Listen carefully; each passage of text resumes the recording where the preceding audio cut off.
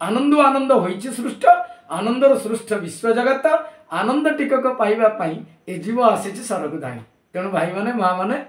आम जो आनंद टिकक पाइबा दरकार ताले सच्चिदानंद जे सब बड़े सच्चित आनंद महाप्रभु जगन्नाथ जगदाकंद जगतानंद तांको पाखरे शरण बसियाकु हेले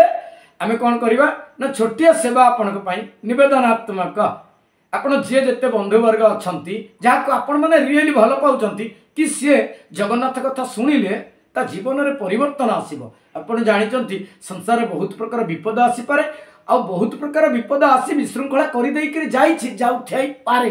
ता भितरु बंचिबाकु हेले केवल गोटे मात्र कथा जगत रे जगन्नाथ कथा जे आपण को दुख नहीं सुख दब विशृंखला श्रृंखला को आनिबो एतिकी मोर कामना रहिबो। आपण माने सब्सक्राइब करबा संगे संगे अन्य माने को पठांतु ताकू कहतु सब्सक्राइब से माने करंतु।